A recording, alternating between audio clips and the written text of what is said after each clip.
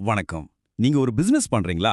அப்போ உங்க ஜிஎஸ்டி ரிட்டர்ன்ஸை நீங்களே ஃபைல் பண்ணி கொஞ்சம் காசு மிச்சப்படுத்தலாம்னு ஒரு யோசனை வந்திருக்கும் இல்லையா?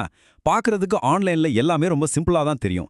ஆனா அந்த ஒரு கிளிக்கு பின்னாடி ஒளிஞ்சிட்டு இருக்கிற பெரிய ஆபத்துகளை பத்தி தான் நாம இப்போ ஆழமா பார்க்க போறோம்.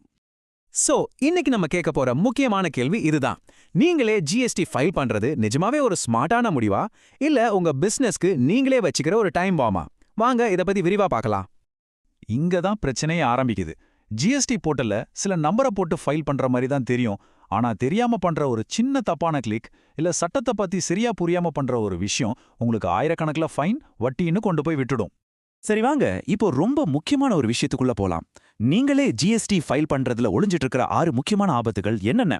இது ஒன்னொன்னும் உங்க பிசினஸோட லாபத்தை எப்படி காலி பண்ணும்னு டீட்டெயிலா பார்க்கலாம். முதல் ஆபத்து, சட்டத்தை ரொம்ப குறைவா எடை போடுறது. நிறைய பேர் ஜிஎஸ்டி ஃபைலிங்க ஜிஎஸ்டிஆர் 3B ஃபார்ம்ல நம்பர்ஸ போடுற ஒரு டேட்டா என்ட்ரி வேலையா நினைக்கிறாங்க. ஆனா அது ஒரு பெரிய ஐஸ்பர்க் மாதிரி. மேல தெரியறது அதோட நுனி மட்டும்தான். உண்மையான ஜிஎஸ்டி சட்டம் அந்த ஐஸ்பர்க் மாதிரி தண்ணிக்கு அடியில ரொம்ப ஆழமாவும் சிக்கலாவும் இருக்கு.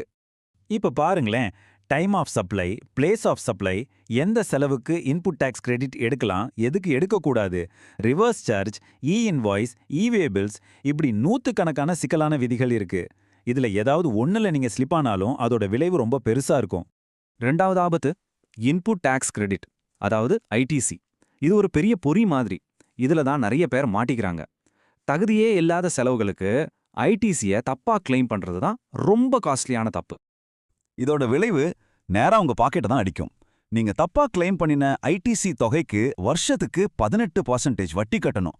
அது மட்டும் இல்ல, டிபார்ட்மெண்ட்ல இருந்து DRC 01 நோட்டீஸ் வரும். இது வரி, பெனால்டி எல்லாம் கேட்டு வர ஒரு அஃபிஷியல் வார்னிங்.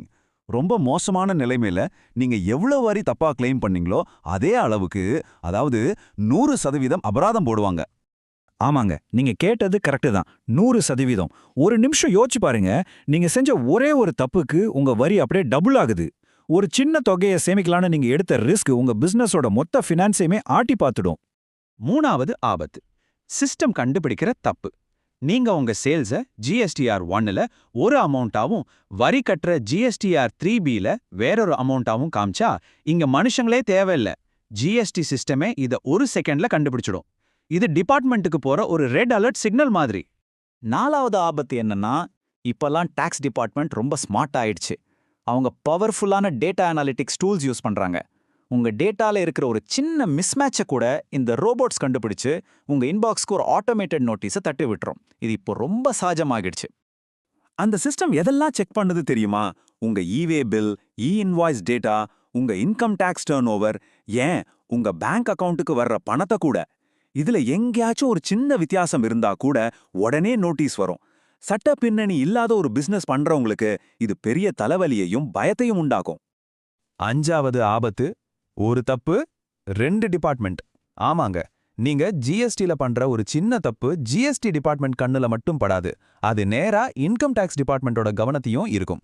இதனால என்ன ஆகும்? ஒரே தப்புக்கு நீங்க 2 அலகலக கவர்மெண்ட் டிபார்ட்மெண்ட் கிட்ட இருந்து விசாரணைக்கு போக வேண்டியிருக்கும். ஆறாவது கடைசி ஆபத்து, நிக்காத மாற்றங்கள். ஜிஎஸ்டி சட்டம் ஒன்னும் கல்வெட்டு மாதிரி நிலையானதே இல்ல. ரூல்ஸ், டாக்ஸ் ரேட்ஸ், ஃபார்ம்ஸ்னு எல்லாமே அடிக்கடி மாறிக்கிட்டே இருக்கு. ஒரு பிசினஸ் ஓனரா உங்க கவனம் பிசினஸை வளர்க்கறதுல இருக்கணுமா, இல்ல இந்த முடிவே இல்லாத மாற்றங்களை ட்ராக் பண்றதுல இருக்கணுமா? நதி டாக்ஸ் சொல்யூஷன்ஸ் மாதிரி ப்ரொஃபஷனல்ஸ்க்கு இந்த மாற்றங்களை ட்ராக் பண்றது தான் முழு நேர வேலை. இப்போ இந்த எல்லா ரிஸ்கையும் பார்த்துட்டோம் இல்லையா? வாங்க, உண்மையில எதுக்கு செலவு ஜாஸ்தின்னு ஒரு கணக்கு போட்டு பார்க்கலாம். இது நீங்க ஒரு சின்ன ஃபீஸை சேவ் பண்ற முடிவில்ல, இது உங்க பிசினஸோட ஃபியூச்சருக்கான ஒரு முக்கியமான முடிவு. இந்த எல்லா ஆபத்துகளையும் மனசுல வச்சுக்கிட்டு இப்ப மறுபடியும் இந்த கேள்வியை கேளுங்க. ஒரு சில ஆயிரங்களை மிச்சப்படுத்துறதுக்காக இவ்ளோ பெரிய ரிஸ்க் எடுக்கிறதோட உண்மையான விலை என்ன? இந்த டேபிள்ல நல்லா பாருங்க. இடது பக்கம் நீங்களே செஞ்சா ஒரு சின்ன ஃபீஸை மிச்சப்படுத்தலாம், அது உண்மைதான். ஆனா அதுக்கு நீங்க கொடுக்க போற விலை என்ன?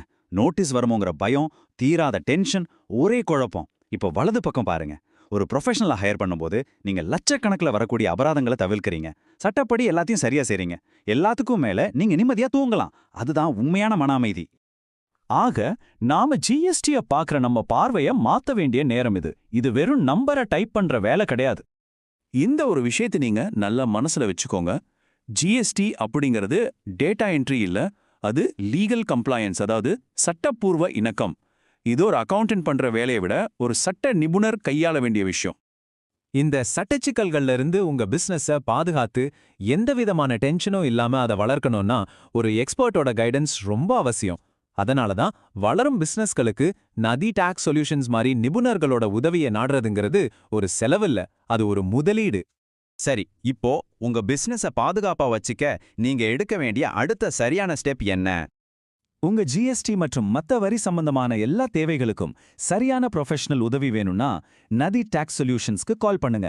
அவங்களோட நம்பர் 9500027481. உங்க பிசினஸ அடுத்த லெவலுக்கு கொண்டு போங்க, அபராதங்களே இல்ல. கடைசியா இந்த கேள்வியை நீங்களே உங்களுக்கு கேட்டுக்கோங்க. ஒரு சின்ன சேமிப்புக்காக இவ்ளோ பெரிய பிசினஸ் ரிஸ்க் எடுக்கிறது ஒர்த்தா? உங்க முடிவு தான் உங்க பிசினஸோட ஃபியூச்சரை தீர்மானிக்கும். நல்லா யோசிச்சு செயல்படுங்க.